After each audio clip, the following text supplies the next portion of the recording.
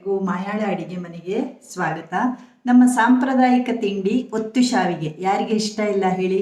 ಅದು ಸೀಕರಣೆ ಸಾಂಬಾರ್ ಅಥವಾ ಉಪ್ಪಿನಕಾಯಿ, ನಮ್ಮ ಮಿಡಿ ಉಪ್ಪಿನಕಾಯಿ ಜೊತೆ ತಿನ್ನೋದಂದರೆ ತುಂಬಾ ಇಷ್ಟ. ಇವತ್ತು ನಾನು ಒತ್ತು ಶಾವಿಗೆ ಹೇಗೆ ಮಾಡೋದು ಅಂತ ಸ್ಟೆಪ್ ಬೈ ಸ್ಟೆಪ್ ತೋರಿಸ್ಕೊಡ್ತಾ ಇದ್ದೀನಿ. ಹಾಗೆ ನಾವು ಯಾವ ಥರ ಎಲ್ಲ ಇದನ್ನು ತಿನ್ನಬಹುದು ಅಂತಲೂ ಈಗ ತೋರಿಸ್ಕೊಡ್ತಾ ಇದ್ದೀನಿ. ನೋಡಿ, ಒತ್ತು ಶಾವಿಗೆ ರೆಡಿ ಮಾಡಿ ಇಟ್ಟಿದ್ದೀನಿ. ಈಗ ಇದರಲ್ಲಿ ಒಂದು ತಕ್ಕೊಳ್ತಾ ಇದ್ದೀನಿ. ಒತ್ತು ಶಾವಿಗೆ ನೋಡಿ ಹಾಕ್ಕೊಂಡಿದ್ದೀನಿ. ಈಗ ಫಸ್ಟ್ ನಾನು ಮಿಡಿ ಉಪ್ಪಿನಕಾಯಿ ಜೊತೆ ಹೇಗೆ ನಾವು ತಿಂತೀವಿ ಅಂತ ತೋರಿಸ್ಕೊಡ್ತೀನಿ. ಇದಕ್ಕೆ ನಾವು ತೆಂಗಿನೆಣ್ಣೆ ಹಾಕ್ಕೊಳ್ಬೇಕು, ಹಾಗೂ ಮಿಡಿ ಉಪ್ಪಿನಕಾಯಿ ಹಾಕ್ಕೊಳ್ತಾ ಇದ್ದೀನಿ. ಫಸ್ಟ್ ತೆಂಗಿನೆಣ್ಣೆ, ಮಿಡಿ ಉಪ್ಪಿನಕಾಯಿ.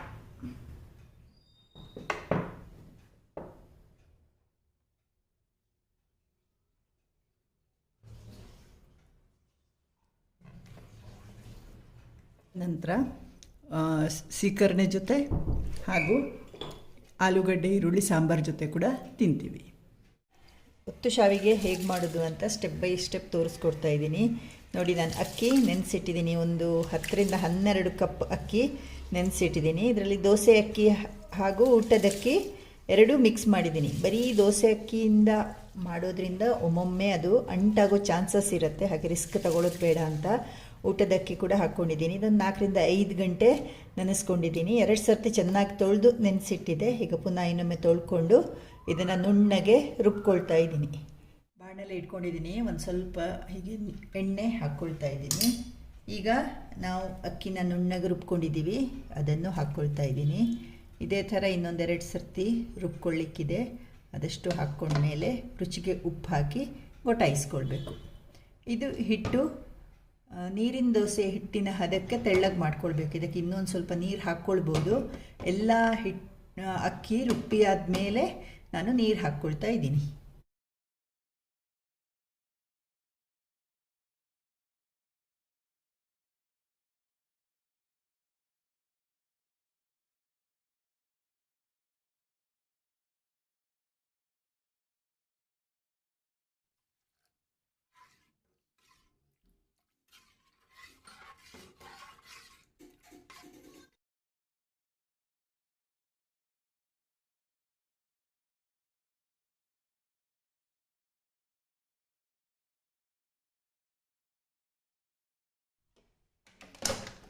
ನೋಡಿ, ಇದಿವಾಗ ಆಗ್ತಾ ಬಂತು.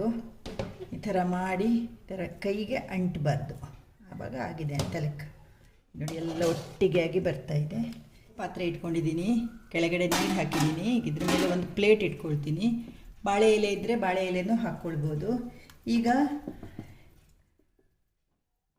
ನಾವು ಹಿಟ್ಟನ್ನು ಗೊಟಾಯಿಸಿಟ್ಟಿದ್ವಲ್ವ, ಅದನ್ನು ಈ ಥರ ಉದ್ದುದ್ದ ಶೇಪಲ್ಲಿ, ಯಾಕೆಂದರೆ ನಾವು ಶಾವಿಗೆ ಅಚ್ಚಲ್ಲಿ ಈ ಥರ ಉದ್ದುದ್ದ ಶೇಪಲ್ಲಿ ಹಾಕ್ಕೊಳ್ತೀವಿ. ಈ ಥರ ಮಾಡಿಕೊಂಡು ಬೇಯಕ್ಕಿಡಬೇಕು. ಇದರಿಂದ 2 ಕೈ ಕೂಡ ಉಪಯೋಗಿಸಬಹುದು. ಈ ಥರ ಮಾಡಿ ಇಡಬೇಕು.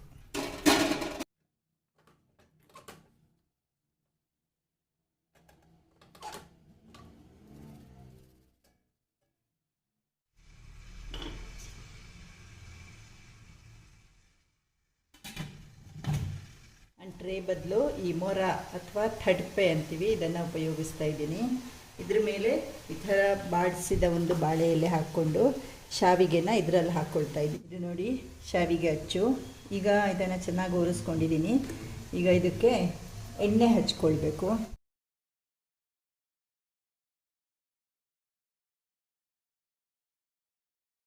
ಗಂಟೆ ಆಯಿತು, ಬೇಯಕ್ಕೆ ಶುರುವಾಗಿದೆ. ಈಗ ಬೆಂದಿದೆ. ಇದೀಗ ಬಿಸಿ ಬಿಸಿ ಇರುವಾಗಲೇ ನಾವು ಶಾವಿಗೆ ಒತ್ಕೊಳ್ಬೇಕು. ಗ್ಯಾಸ್ ಆಫ್ ಮಾಡ್ತಾ ಇದ್ದೀನಿ.